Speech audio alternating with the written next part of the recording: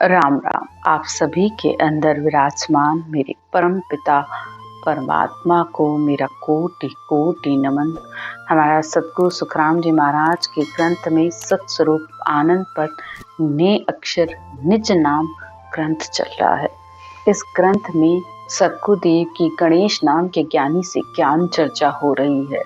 सारा ज्ञान सुनने के बाद अब वह गणेश ज्ञानी सतगुरुदेव से कहता है कि आपने मोक्ष प्राप्ति के लिए तो कोई साधन रखा ही नहीं, न कुची, न मुद्रा, न सिमरन, न मंत्र, न जाप, न यज्ञ, न हवन, न तीर्थ, न कोई साधना, किसी प्रकार का आपने कोई विधि नहीं रखी। तो ये मनुष्य मोक्ष में कैसे जाए? कौन सा ऐसा साधन करे जिससे उसको मोक्ष की प्राप्ति हो? गणेश ज्ञानी कहता है, जब गणेश कह गुरुदेव जी कियो न्याव सतचाण, अब कृपा करके कहो मोख जाए किम प्राण, मोख जाए किम प्राण विद तुम एक न राखी। आपने मोक्ष जाने के लिए कोई भी विधि नहीं रखी है, कोई भी साधना आपने नहीं कही है। श्रवण कहन प्रत ध्यान ज्योत मिथ्या कर भाखी। आपने सुनना, कहना, ध्यान, ज्योत, ज्योति दिखना, इन सब बातों को आपने माया के पद में बता दिया। जिण जिण विद हंस पहुंच सी, सोई विधिये कहिए आण। जब गणेश कह गुरुदेव जी कियो न्याव सतछाण, तो हे गुरुदेव, वह मनुष्य मोक्ष में कैसे पहुंचे, हंस मोक्ष में कैसे जाए, आप मुझे उस विधि को बताओ। इस पर सतगुरुदेव गणेश ज्ञानी को बहुत सारे उदाहरण देकर बता रहे हैं कि संसार में कोई ध्यान में बैठा है, कोई मौन बैठा है, कोई किसी ने अपनी श्वासों को ऊपर चढ़ा रखा है, कोई मुद्राओं द्वारा ज्ञान कर रहा है। तो उन सब बातों को बताकर उन्होंने अंत में उसे ये ज्ञान समझाया, ये विधि समझाई। धन तो बहुत शाह घर होई, चाकर हुक्म राजा के होई। परचा बहुत देवे सो देवे, मन की जान साणी कन लेवे। सतगुरुदेव उदाहरण देकर कहते हैं कि जिसके पास बहुत धन है वो साहूकार कहलाता है। इसी तरह राजा के पास भी बहुत धन है तो सेवा करने वाले और हुक्म मानने वाले राजा के बहुत होते हैं।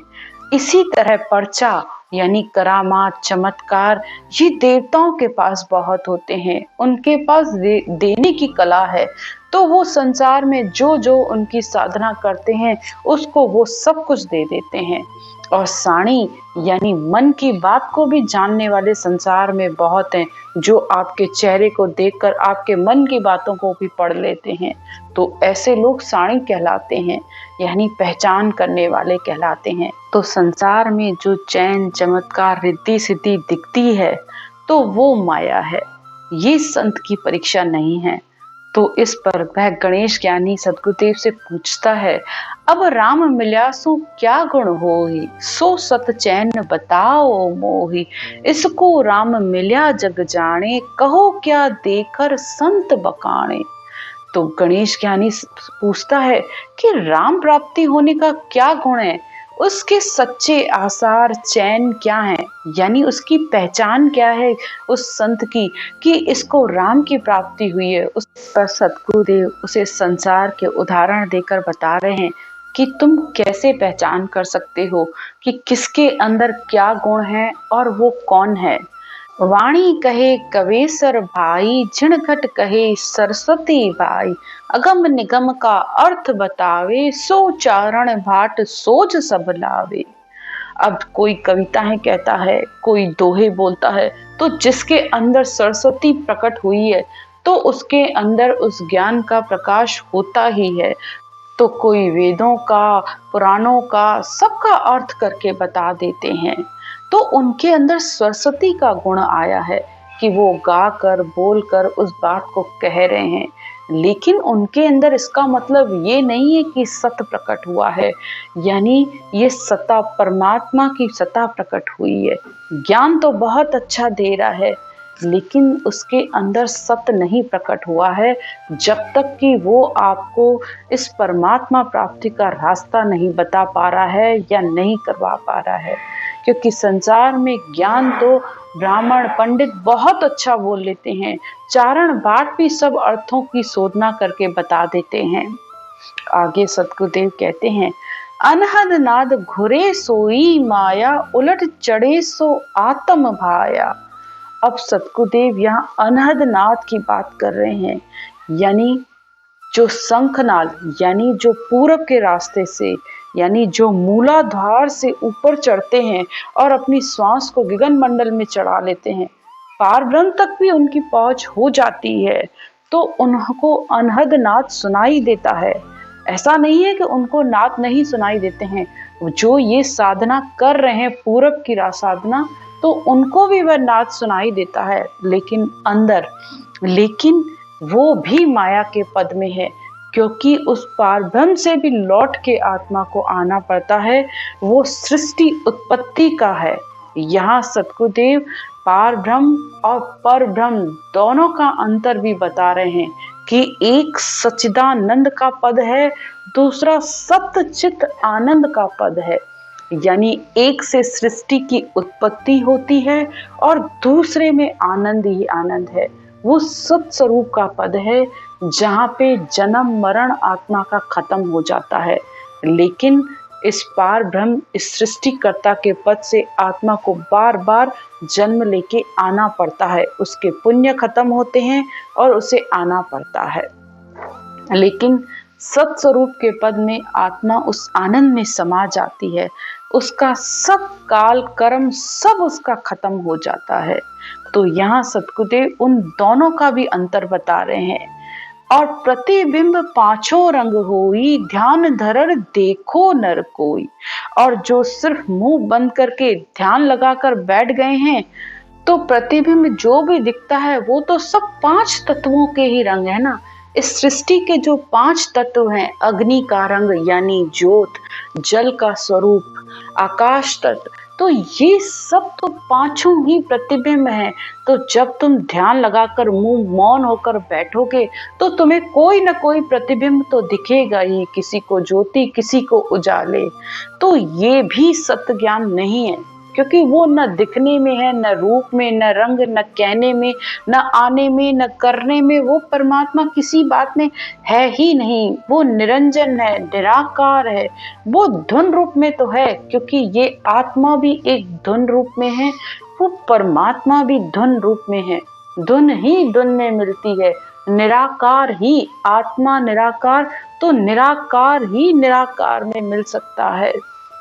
आगे सतगुरुदेव कहते हैं, नैण मूंद कोई मूरत जोवे, तो प्रतिबिंब थूल को होवे। अब कोई आंखें बंद करके मूर्ति के दर्शन करता है, तो वो भी स्थूल के दर्शन है। यानी वो मूर्ति भी तो एक प्रतिबिंब के रूप में ही है कि तुम उसको देख के खुश हो रहे हो। दासा तन गह नर कोई, तो कंगाल बहुत जग में होई। और कोई शरीर के द्वारा बहुत ही दास भाव, नम्रता भाव रख ले, तो सतगुरुदेव कहते हैं कि संसार में तो ऐसे निर्धन गरीब बहुत हैं, जिनके अंदर तुमसे ज्यादा दास भाव है। वो बेचारे हमेशा दूसरे पर आधारित रहते हैं। मस्तान अभिमान न राखे, 5 भोग परख नहीं चाके। और कोई अब मस्त होके अपने में ही बैठ गया, जरा सा भी अभिमान किसी तरीके का भी नहीं रखता है। यहाँ तक कि 5 रसों की भी उसे परख नहीं है, स्वाद भी नहीं लेता है।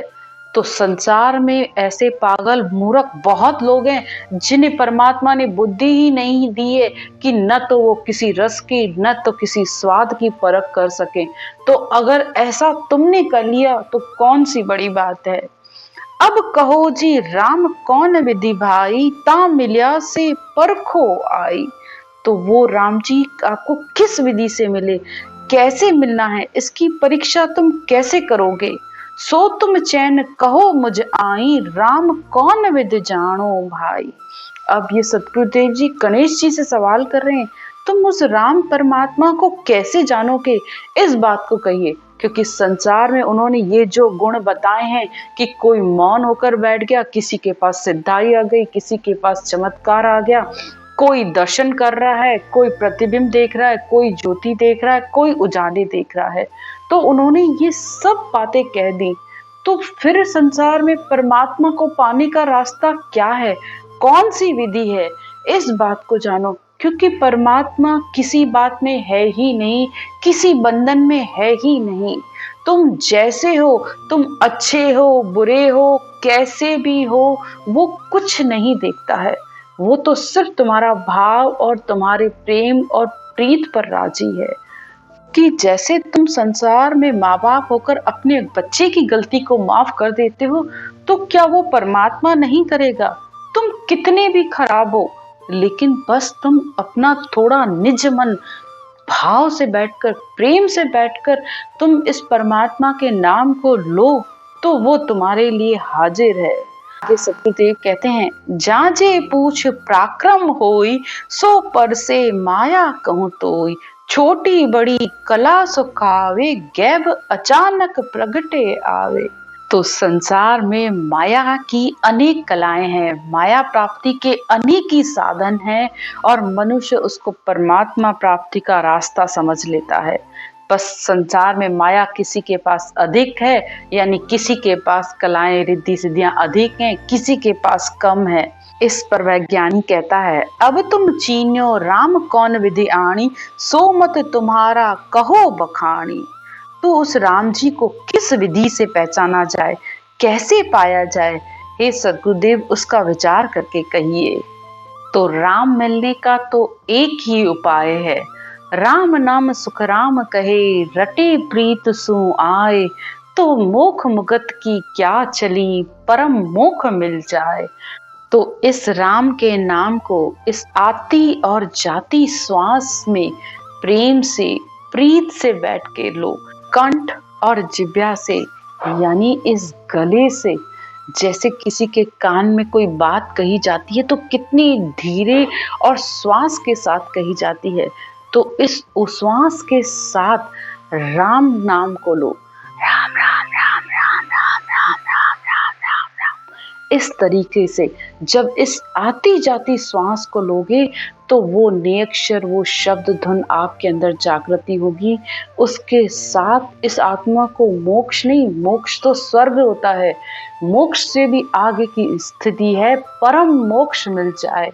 ये आत्मा सत स्वरूप परमात्मा में मिल जाएगी। लेकिन मिलने के लिए ज्ञान का संग होना जरूरी है। रोज इस केवल ज्ञान को सुनिए, भले थोड़ी देर सुनिए, 5 मिनट 10 मिनट, लेकिन ज्ञान सुनने से ये रटना सिमरन अपने आप आपका चलेगा। ज्ञान संग गुरु पाविया, लिव संग निरंजन राम। साचा संग सुख राम करे, सरा सकल विद काम।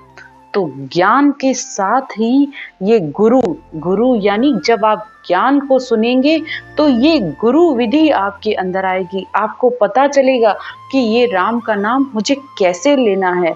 और लिव संग निरंजन राम, और राम के नाम को लिव से, लगन से लो। तो साचा संग, साचा यानी जब तुम विधि से इस राम नाम को लोगे तो ये शब्द धुन आएगी। तो साचा संग सुख राम कहे, सरया सकल विद काम। तो तुम्हारे सारे कार्य, सब कुछ अपने आप हो जाएगा। इस आत्मा के जितने भी भरम हैं, सब अपने आप खत्म हो जाएंगे।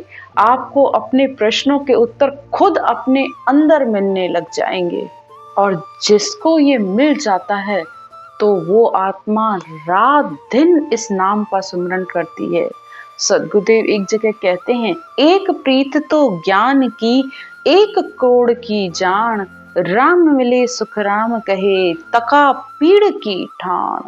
तो जैसे किसी को कहीं दर्द होता है ना, तो वो रात भर उस कराहता रहता है और रात दिन अपने दर्द में रोता रहता है। एक पल के लिए भी वो अपने उस दुख को, दर्द को नहीं भूलता है। तो जिस आत्मा को ये राम नाम मिलता है, ये कर्द शब्द, ये शब्द धुन, ब्रह्म धुन जिसके अंदर आएगी, तो वो रात दिन इस राम के नाम को लिव से, लगन से वो आत्मा लेगी और हर समय वो अखंड धुन को सुनती रहेगी, बिना अपना एक पल भी गवाए। वो खुद भी करेगी और दूसरों से भी यही कहेगी कि तुम भी करो, तुम भी करो, तुम्हें भी वो ऐसे मिलेगा। ये है इस सत्य केवल ज्ञान की पहचान। ऐसे संत की पहचान की जाती है। माया के ज्ञान से कभी संत की पहचान नहीं होती है। माया का ज्ञान बाहर का है, जो चाहिए आप करिए अपने शरीर के सुख के लिए, लेकिन परमात्मा प्राप्ति का ज्ञान तो केवल ज्ञान ही है और इसी से ही इस आत्मा की मोक्ष की प्राप्ति होती है। तो आज की ज्ञान की चर्चा यहीं तक। इति श्री सत्स्वरूप आनंद पद ने अक्षर निज नाम ग्रंथ आज संपूर्ण हुआ। राम राम।